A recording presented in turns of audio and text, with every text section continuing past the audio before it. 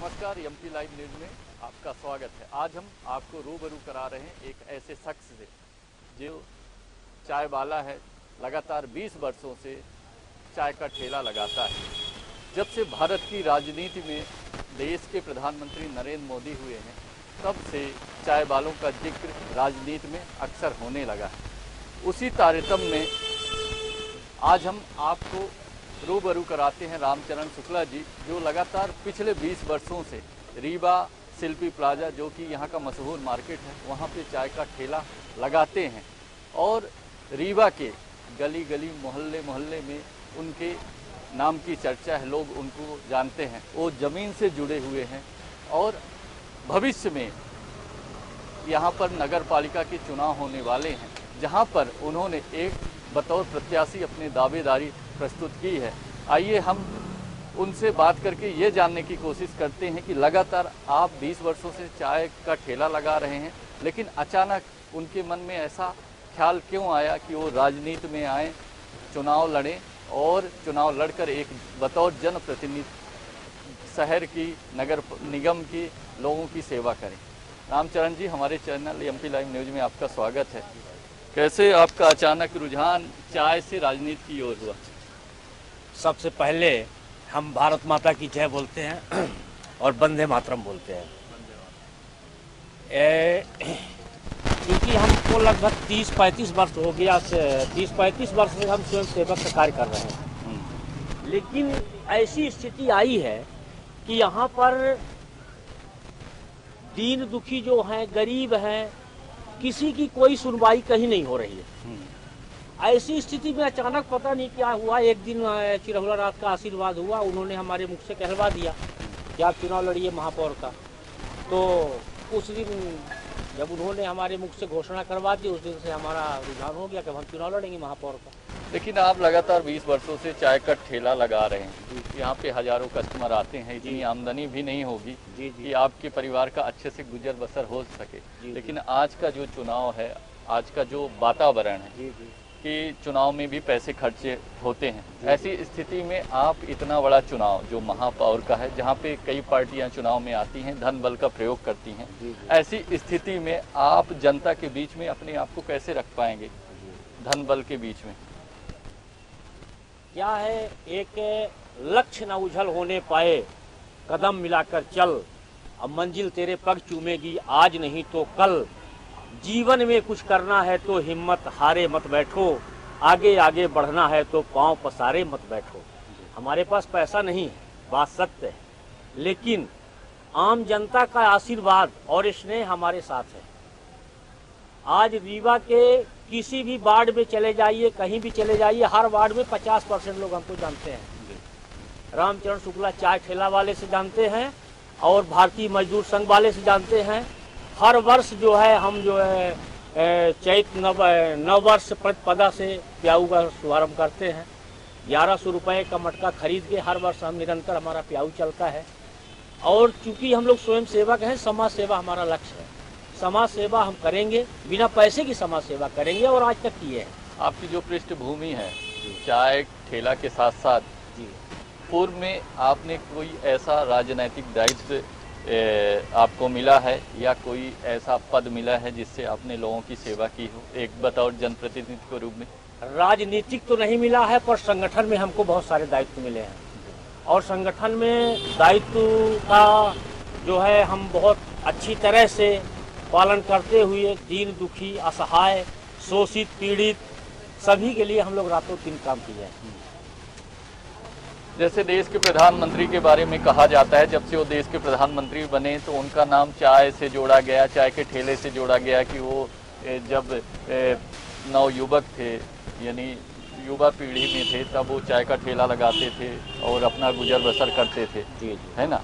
तो क्या लगता है कि आपको उनसे एक प्रेरणा मिली कि जब देश का चाय वाला देश का प्रधानमंत्री बन सकता है तो मैं क्यों नहीं महापौर रीवा का?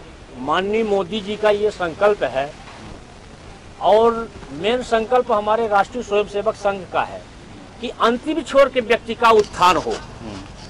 और अंतिम छोर के व्यक्ति हम जैसे लोग ही हैं। लेकिन क्या है कि अब नेता जो है अंतिम छोर शब्द तो भाषण दे देते हैं, पर अंतिम छोर का अर्थ क्या होता है, अंतिम छोर की श्रेणी में कौन आता है, ये नहीं जानते हैं। इसलिए हम महापौर का दावेदारी किए हैं कि ताकि लोग जाने कि अंतिम छोर का व्यक्ति जो आरएसएस का और मोदी जी का सिद्धांत है, वो दिखाने के लिए हम महापौर की दावेदारी किए हैं और चुनाव जीतेंगे। पूरी जनता हमारे साथ है। आपकी जो विचारधारा है वो राष्ट्रीय स्वयं सेवक संघ जी से मेलजोल खाती है। जी। आप शायद पदाधिकारी भी रहे हैं राष्ट्रीय स्वयं सेवक, तो क्या आपको पार्टी बीजेपी टिकट दे रही है या आप इंडिपेंडेंट लड़ रहे हैं, या कांग्रेस से जो प्रदेश में मुख्यतः 2-3 पार्टियां हैं जैसे कांग्रेस भाजपा, या कोई और पार्टी है, किस पार्टी से आप आएंगे? अगर भारतीय जनता पार्टी हमको उचित समझती है कि ये हमारे कार्यकर्ता हैं, हम ये अंतिम छोर के व्यक्ति हैं, 35 वर्ष इन्होंने हमारी सेवा किया है, अगर वो टिकट देगी तो ठीक है, नहीं तो हमको तो समग्र उत्थान पार्टी ने टिकट जारी कर दिया है। समग्र उत्थान पार्टी से हम चुनाव मैदान में हैं। ठीक है, चुनाव मैदान में आप आएंगे, भाजपा नहीं देगी टिकट तो आपकी समग्र उत्थान पार्टी है वो टिकट आपको दे चुकी है, आपका नॉमिनेशन कर चुकी है, घोषणा कर चुकी है। तो क्या मुद्दे होंगे जनता के बीच में जिन मुद्दों पर जनता आकर्षित होगी और आपको वोट करेगी? क्या ऐसे जमीनी मुद्दे हैं जो शहर अभी भी उन मुद्दों से अछूता है? आज रीवा नगर निगम की जनता तबाह है, उसको इतनी गंदगी में वो जी रही है, सड़क में निकलती है तो धूल खा रही है, उसको नाली का पानी पीने को मिल रहा है।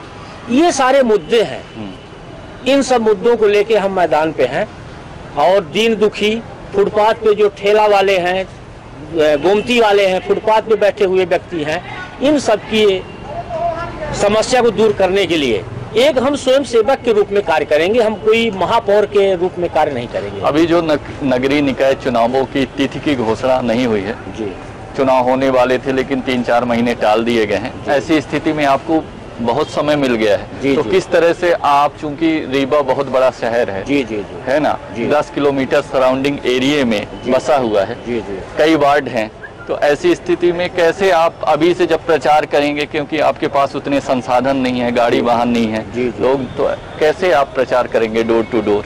क्या आपने प्रचार अभियान शुरू कर दिया? हम प्रचार अभियान 1 महीने से हमारा चालू है। रीवा की 70% जनता स्वयं चाय पीने आती है हमारे यहाँ। जी। तो सबसे पहले तो रीवा की जनता सब हमको जानती है और हमारे स्वभाव सिद्धांत से 20 वर्षों से जान रही है। उसके बाद भी हम घर घर जाएंगे, पैदल जाएंगे, क्योंकि हमारे पास कोई गाड़ी वाहन तो है नहीं और न रुपया पैसा है, तो हम पैदल जाएंगे, घर घर जाएंगे, जनसंपर्क करेंगे। लेकिन हर व्यक्ति जब चुनाव मैदान में होता है, चाहे वो किसी भी दल से हो, चाहे इंडिपेंडेंट हो, बड़ी बड़ी बातें करता है, लेकिन चुनाव जीतने के बाद वास्तविक मुद्दों से भटक कर व्यक्तिगत विकास में लग जाता है। नहीं, आप कैसे जनता को आश्वस्त करेंगे कि ऐसा उनके साथ छलावा नहीं होगा? वो अगर जब हम महापौर बन जाएंगे तो जनता स्वयं बताएगी कि ये कैसा कार्य कर रहे हैं।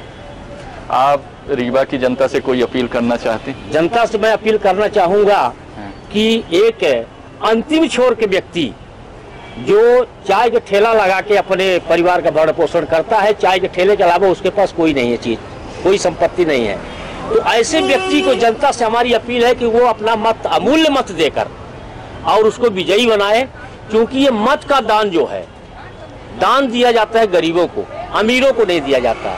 गरीब को दान देने से गरीब जो है आशीर्वाद देगा और एहसानमंद रहेगा। अब पैराशूट वालों को दान दे ही देंगे तो क्या मतलब निकलेगा? वो तो दान मतदान लेके और पैराशूट में उड़ जाएंगे हवाई जहाज में। वो दीन दुखी की समस्या थोड़ी ना समझते हैं। दीन सब ही को लखत है, दीन ही लखे न कोय, जो रहीम दीन ही लखे, दीन बंधु सम होए, है ना। जेके पहुंच जाए न बेमाई, ते का जाने पीर पर आई। हम गर्मी बरसात ठंडी सब बर्दाश्त करते हैं एक कुर्ते में, तो उस दर्द को हम न समझते हैं कि गरीब पन्नी में कैसे रह रहा है, कैसे जी रहा है। उसके पास न कोई एसी है न कोई कपड़ा है, वो गंदा पानी पी रहा है, कैसे पी रहा है, कैसे जी रहा है। हम तो सब झेल के बैठे हुए हैं, स्वयं सेवक है, हम जानते हैं। तो गरीब का दर्द हम नहीं समझेंगे तो क्या पैराशूट वाले थोड़ी कोई समझेंगे। अभी हमारी बात चाय ठेले वाले रामचरण शुक्ला जी से हुई, जो लगातार कई वर्षों से यहाँ पे चाय का ठेला लगाते हैं। उन्होंने कहा कि जो व्यक्ति जिस व्यक्ति के पैर में अगर छाले नहीं पड़े हैं तो कैसे दूसरे के पैर के छाले का दर्द महसूस करेगा।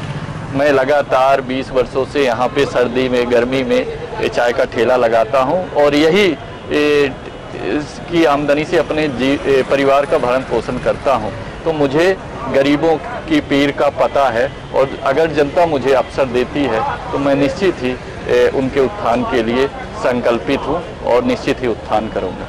धन्यवाद।